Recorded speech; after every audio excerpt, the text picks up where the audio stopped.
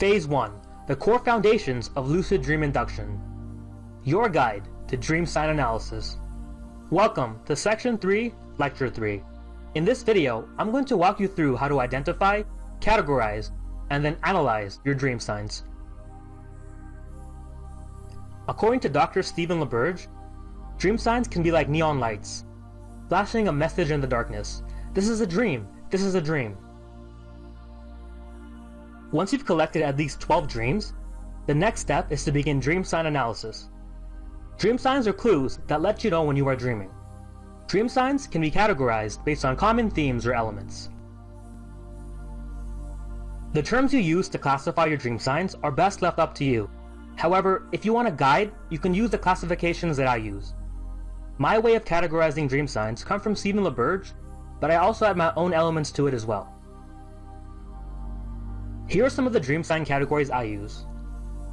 The first is people. Now, this refers to the people you encounter in the dream world. This could be real, fictional, alive, or deceased. You might even notice that you are seeing the same people over and over again in your dreams. For example, you might encounter Oscar Wilde, President Obama, or even your own parents in your dreams. Our next category is location, and this refers to regular locations that you find yourself in. These could be real or mythical locations. For example, one of my most common locations is being back in my old elementary school. The third dream sign category on this list is action, and this refers to strange actions or behaviors that occur in a dream. For example, a baby performing a karate chop. The fourth dream sign category I use is inner awareness. This refers to the inner thoughts and emotions you experience while you are dreaming. For example, you may find yourself worrying about your final exam in a dream, even though you graduated university 5 years ago.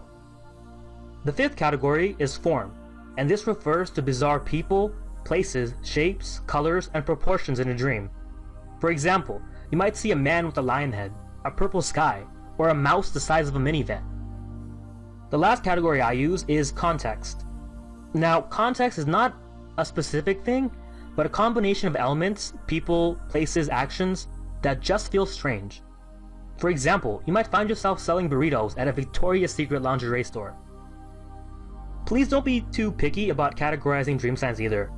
I realize that some of these dream signs could be in 2 or more different categories. That's okay. Pick the one that makes the most sense to you. Now that you have an idea of how to categorize your dream signs, the next step is to learn how to analyze these dream signs. Dr. Stephen LaBerge has a 5-step process for doing just that. Your first step is to keep a dream journal. The second step is to catalog your dream signs.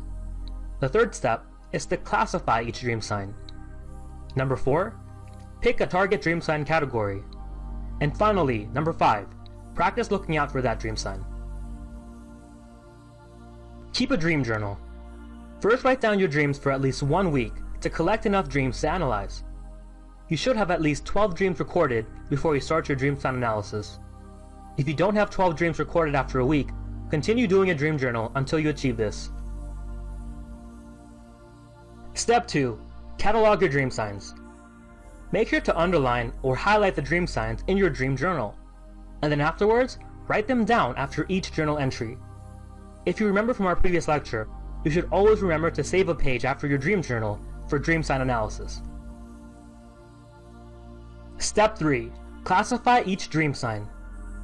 You see in the dream sign category, next to each dream sign, write the name of its category. For example, if you dreamed of going back to your old elementary school, this would be a location dream sign. Step 4. Pick target dream sign categories. Copy all of the dream signs from your various journals onto another sheet of paper. Put the specific dream signs in one column and the dream sign category in the column next to it. Then, count how often each dream sign category appears and rank them by frequency. Whichever category appears most often will be the dream sign category you focus on noticing throughout the day. If a specific dream sign within the category shows up repeatedly, pay special attention to that specific dream sign as well. For example, if your dream sign category is to focus on people, but you also notice that the person you meet most often in your dreams is your best friend, then pay a special attention every time you meet him or her, because it might be a clue that you're dreaming. Pen and paper is fine, But you will see that after you have accumulated dozens of dream signs, an Excel spreadsheet is a much easier way to analyze the information. In the next video, I will show you how to use Microsoft Excel to do your dream sign analysis. And for all you non-tech people, don't worry, it's very simple. Step 5. Practice looking for that dream sign while you're awake. Try to notice events in your life that pertain to your dream sign category. For example, if your target category is location, and you regularly find yourself in the same places in your dreams, pay special attention to where you are. Are you at home, school, work, a coffee shop?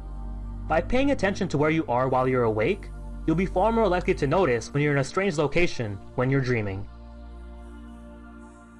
Here are some tips to help you out with your dream signs. If your dream sign is something common, like meeting your parents, then it'll be very easy to practice spotting dream signs. If your common dream sign is not something you would encounter on a regular basis, for example, you might see a lot of purple dragons in your dreams, then you need to be a little bit more creative, and perhaps use an image of that dream sign as your cell phone wallpaper to remind yourself to check if you're dreaming or not. You can also have an object you can use. So for example, if your dream sign is an object, you can use a smaller version of that object and carry it around with you in your bag or put it on your desk. One thing I like to do is a dream sign analysis for the entire month, as well as for every week. By collecting data from a month, you'll have a lot more insight about your dream signs than if you only do it on a week-to-week basis. To help you guys out, I've included an example of dream sign analysis in the lecture description notes. It'll provide a much more visual demonstration of the whole process. That concludes our video on dream sign analysis. The key takeaway is that having a better understanding of your dream signs will make it easier to notice when you are dreaming. In the next video, I will show you how to use Microsoft Excel to more efficiently do your dream sign analysis.